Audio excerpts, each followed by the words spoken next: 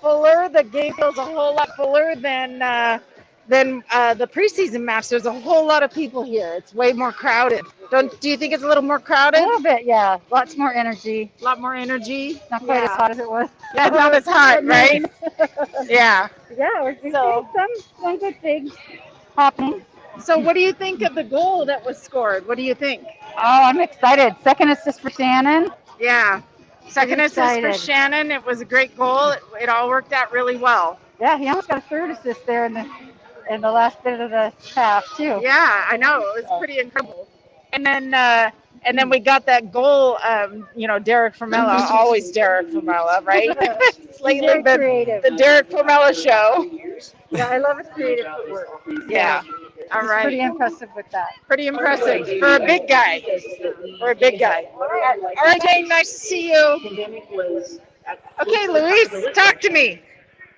So 1-0, it's been really good. I think the team has had quite an evolution over the first half. I don't know if you'd agree, Shannon, too. So it went first from being that I felt like they were having more chances than us, right before we scored the goal. I was starting to get a little worried there for a second, but then I think after the goal, things have been just real different for the team, which I think is really great to see how, just how much a goal changes the team. But just to see that we have new starting 11, right? Some players that we're not even accustomed to see in the starting 11, like our favorite Derek, right? Scoring that goal. And I'm actually quite glad that he's doing good in the starting 11 because I know I said it before that I'd much rather see him come from the bench, but hey, he's doing a really good job out there. And I'm amazed at seeing him, go out back. He's like he's not just sticking to his position, but he's going up back to help out as well. And how about let's talk about the formation though? What are your thoughts on this 3-5-2?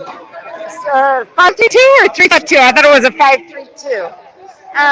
So as long as the wingbacks can track back, and there was a couple times where the wingbacks did not make it back all the way, and so that was an issue. Sorry about all the noise in the background. Sure have a lot of fans here. Let me give you guys a quick pan. Our community has had So, due to the hard work. we did all that we were supposed to do for the attack until we got the goal, like what you said.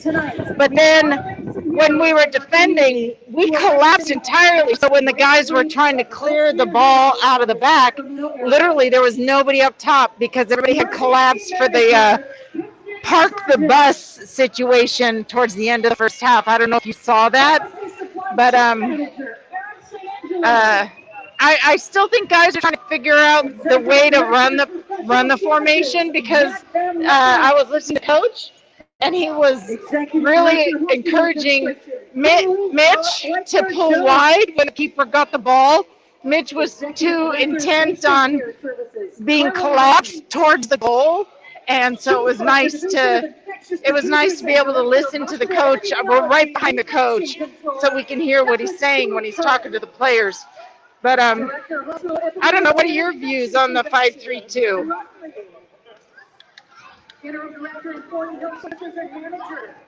Did you read me? So much going on. Of course, I did the whole mute thing. Yeah, no, I gotta say that with Mitch, I wasn't too impressed with him this first half. There were just a lot of situations that had me worried. I think he's maybe not in the right spot for himself. So yeah, I'm a little worried. I'm not used to this Mitchell. I gotta say, at the end of the game, at the end of the first half, he did go up front, and I thought that was pretty impressive, right? The run he just pulled and across, unfortunately, didn't lead to anything. But I think out back there's that.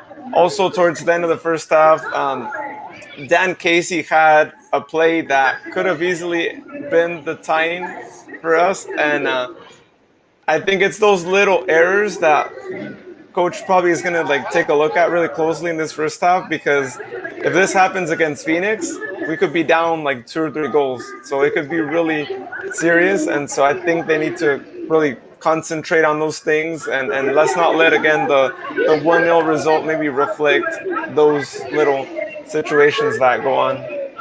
You're right. There is a lot to work on, but that's it's like nowhere to go but improvements, and that's something that's good to work on. I mean, it's good things to have to work on.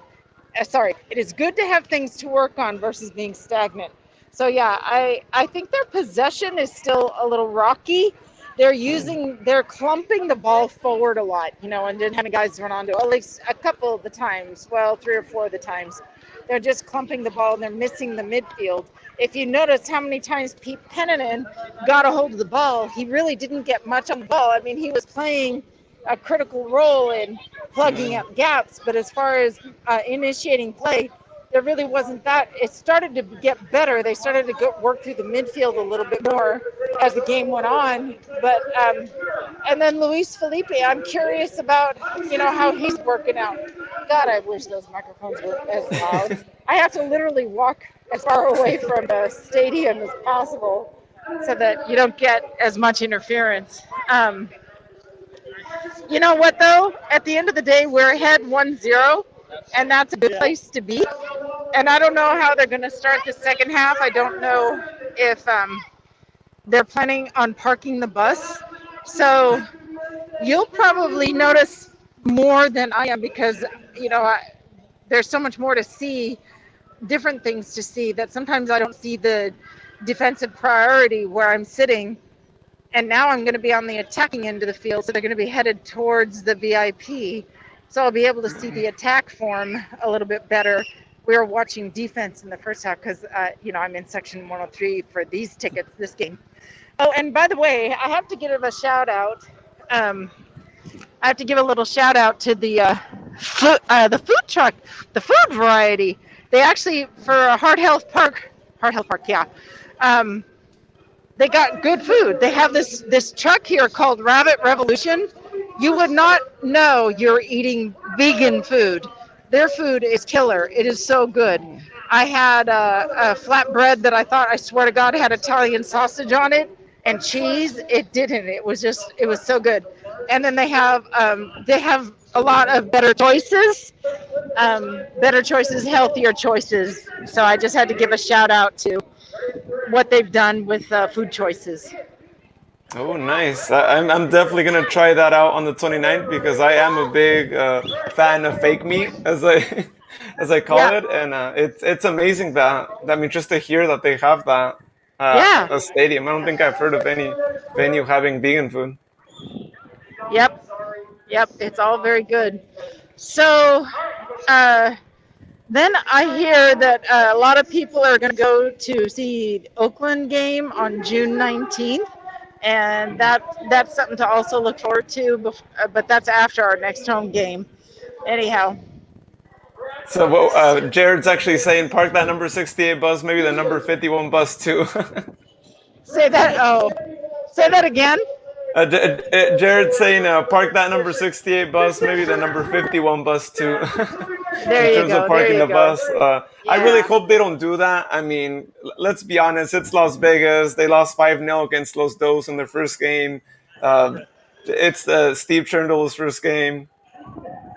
Hey, there's Tim Stallings, the master of the pit, the field here, Mr. Operations Manager. Good to see you, Tim.